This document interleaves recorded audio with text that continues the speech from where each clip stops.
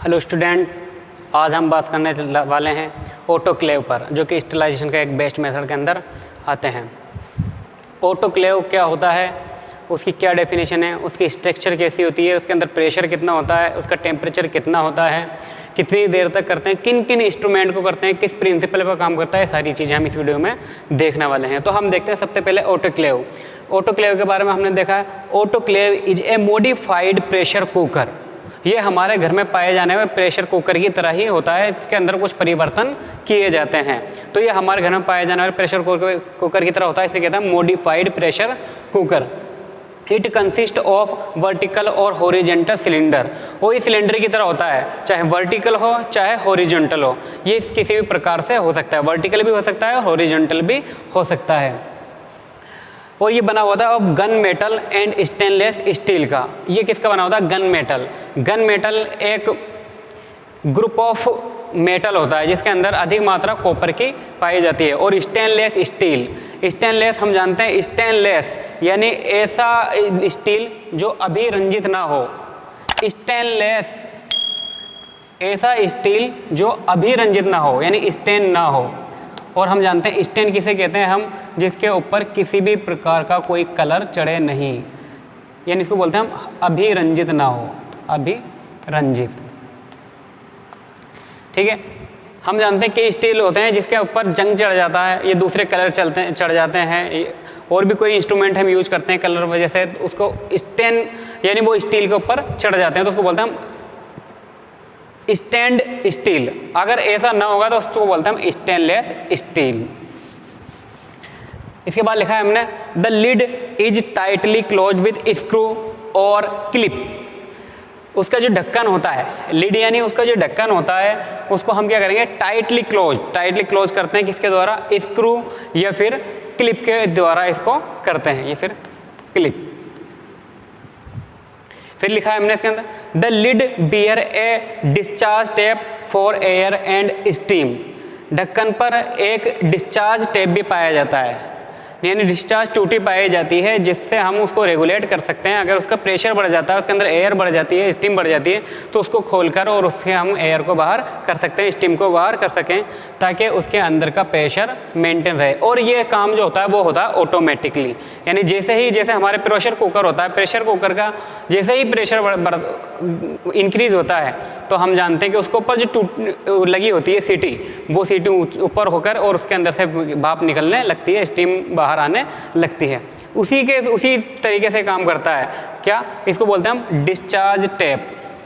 क्या बोलते हैं इसको हम? Discharge tape. नेक्स्ट लिखा हमने, हैव ए प्रेशर गॉग। और उसके ऊपर एक प्रेशर गॉग लगा होता है जो हरदम उसके प्रेशर को बताता रहता है कि अभी ऑटोक्लेव के अंदर का कितना प्रेशर है। तो उसके अंदर एक प्रेशर गॉग होता है एंड एक सेफ्टी वॉल होता है। सेफ्टी वॉल, अगर उसका प्रेशर ज़्यादा हो जाए और हमें उसको ओपन करना है, तो उस ओपन करने से पहले हम सेफ्टी वॉल को यूज़ करते हैं। उसको खोल कर उसकी जो एयर है उसको बाहर की जाती है, स्टीम को बाहर की जाती है। जब उसका प्रेशर कम हो जाए तब उसके लिड को खोलते हैं। फिर देखा हमने, हीट जनरेटेड बाय इलेक्ट्रिसिटी। और जो इसको गर्म किया जाता है, इसके अंदर हीट जनरेट की जाती है, हीट पैदा की जाती है, वो इलेक्ट्रिकली की जाती है। इसके बाद हम देखते हैं नेक्स्ट किस प्रिंसिपल पे ये काम करता है। तो इसके प्रिंसिपल देखते हैं हम।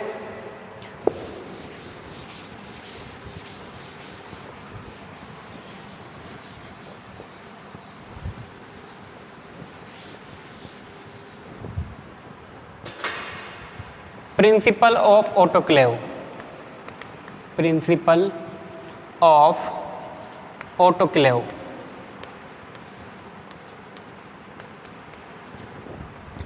फर्स्ट देखते हैं हम किसके प्रिंसिपल। तो हम जानते हैं steam above 100 degree, steam above 100 degree centigrade और saturated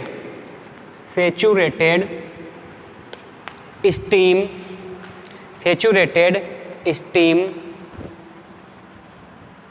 have better killing power,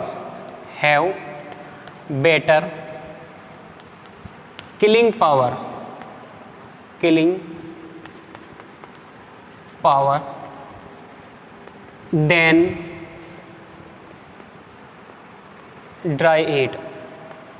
dry heat. Next लिखना है, नेक्स्ट प्रिंसिपल का किया इसमें लिखा हमने denaturation of bacterial protein and next देखते हैं हम कोगुलेशन ऑफ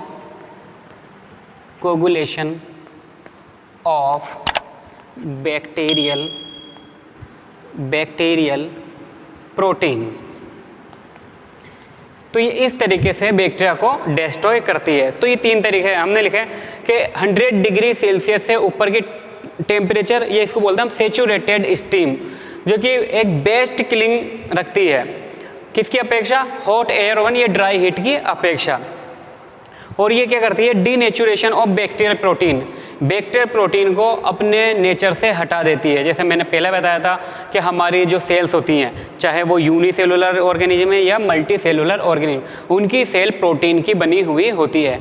और सेल के अंदर जो प्रोटीन का होते हैं वो किसका काम करते हैं, कैरियर का काम करते हैं। लिपोप्रोटीन की बनी होती है टोटल, और प्रोटीन कैरियर का काम करते हैं। वो किस चीज़ के कैरियर का काम करते हैं कि जो जितने भी न्यूट्रिटिव सब्सटेंस हैं उनको वो सेल के अंदर ले जाते हैं, और सेल के अंदर से जितने भी वेस्ट हैं उनको बाहर लेकर आते हैं। जब उनकी ये प्रकृति खत्म हो जाती है तो ना तो वो कोई न्यूट्रिटिव सब्सटेंस अंदर ले सकते हैं और ना कोई भी वेस्टेज मटेरियल को बाहर निकाल सकते हैं, और वो अल्टीमेटली डिस्ट्रॉय हो जाते हैं।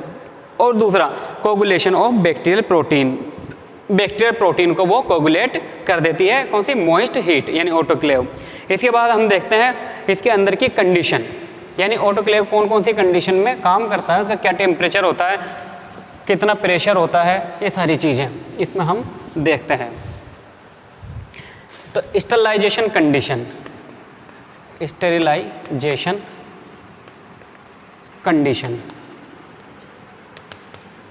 तो कौन कौन सी कंडीशन होती है इसमें। फर्स्ट वन देखते हैं हम, temperature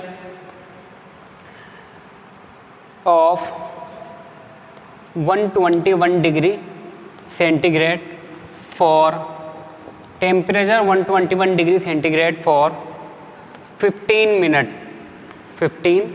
minute and pressure is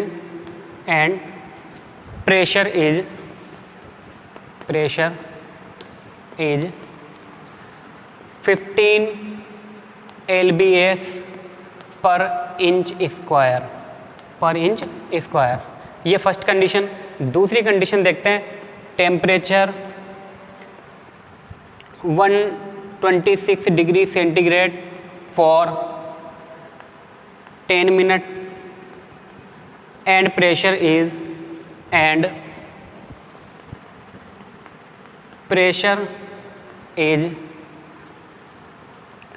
20 lbs पर inch square. And third condition देखते हैं, temperature 133 degree Celsius for 30 minute and pressure is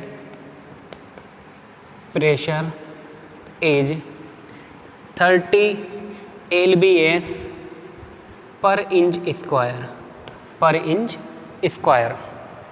तो 3 कंडीशन में इस पर 3 कंडीशन यूज़ की जाती हैं, जिसमें अलग अलग टेम्परेचर, अलग अलग टाइम और अलग अलग प्रेशर होता है। मोस्टली इसके जो फेवरेट टेम्परेचर है, फेवरेट प्रेशर होता है, यानी जो आपसे कंपटीशन में पूछा जाता है और नॉर्मली भी पूछा जाता है, वो होता है इसका 121 डिग्री सेल्सियस फॉर 15 मिनट। यानी आपसे जब भी पूछा जाए ऑटोक्लेव का प्रेशर नॉर्मली कितना होता है, तो आपको क्या बताना है, 121 डिग्री सेल्सियस फॉर 15 मिनट। और प्रेशर कितना होता है, 15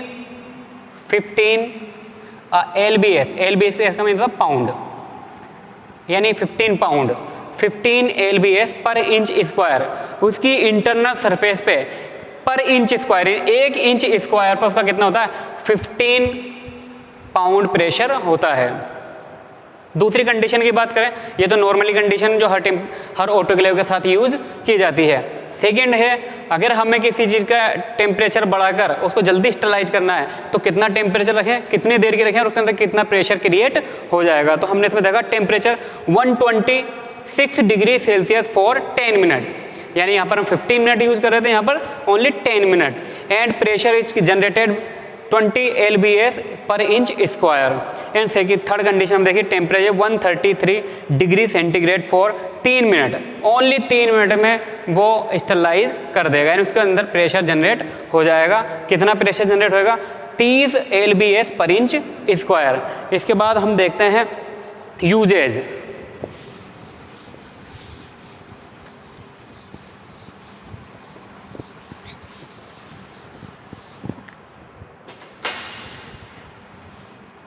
Uses. It used for culture media,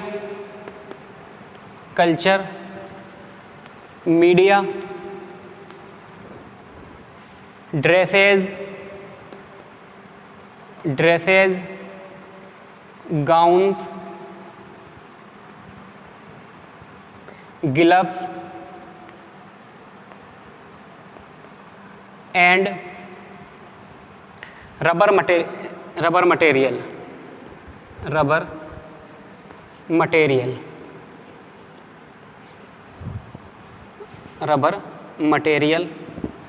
and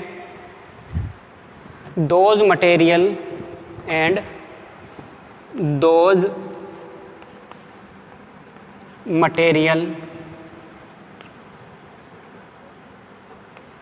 material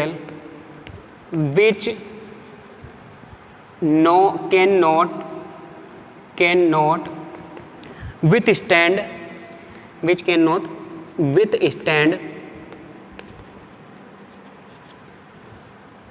by high temperature of hot air oven।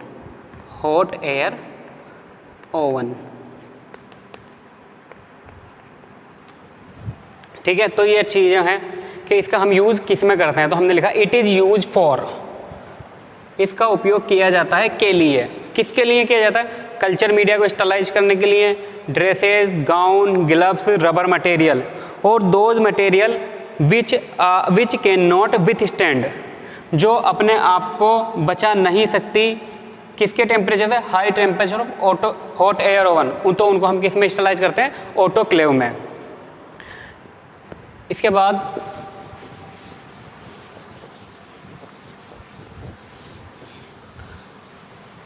हम देखेंगे इसकी प्रिकॉशन।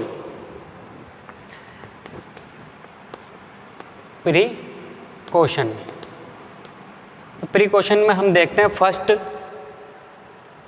प्रिकॉशन हम देखते हैं the air must be aloe,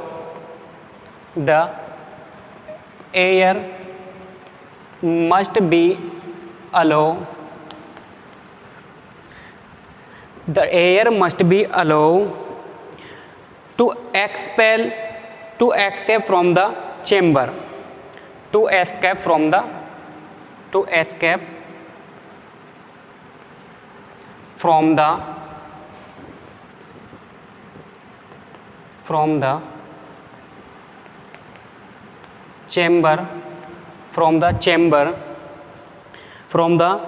chamber at temperature of air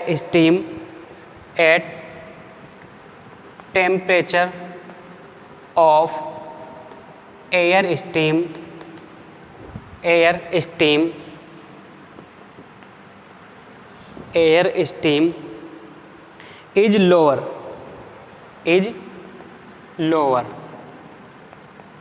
ठीक है, तो पहला तो क्या करेंगे? The air must be allowed to escape. Escape यानी होता है उसको बाहर निकालने देंगे, पलायन करने देंगे, बाहर निकालने को अलाउ करेंगे, बाहर निकालना। ठीक है, to escape from the chamber at the temperature of air steam is lower, जब तक के उसका टेम्परेचर लोअर ना हो जाए, जब तक उसके अंदर उसका प्रेशर निकालते रहेंगे, एयर निकालते रहेंगे। दूसरा, material should be arrange in such a manner material should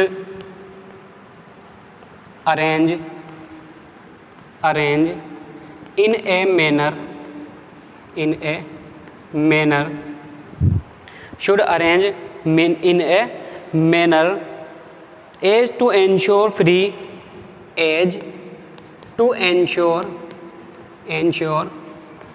circulation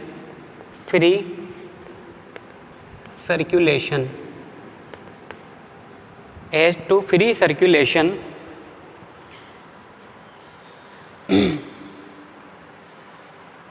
of steam inside the chamber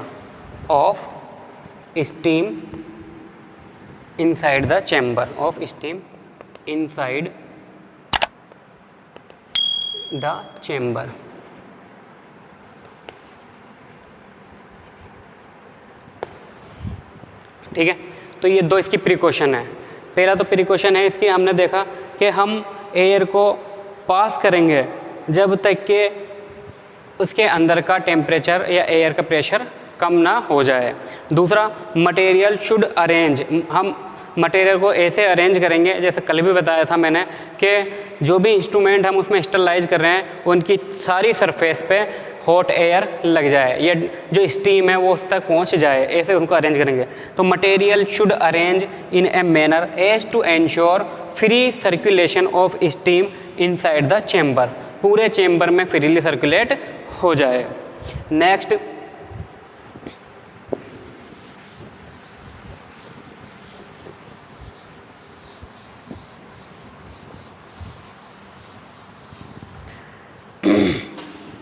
हम बात करते हैं इसकी स्ट्रक्चर की। तो स्ट्रक्चर आप स्क्रीन पे देख सकते हैं कि इसकी स्ट्रक्चर कैसी होती है। इसके ये सिलेंडर भी हो सकता है और यानी हॉरिजॉन्टल भी हो सकता है, लॉन्गिट्यूडनल भी हो सकता है। और इसकी इंटरनल सरफेस कैसी होती है, यानी इंटरनल चेम्बर कैसे होते हैं और एक्सटर्नल कैसे होते हैं, आप इसकी स्क्रीन पे देख सकते हैं। ऑटो क्लेविंग होती है।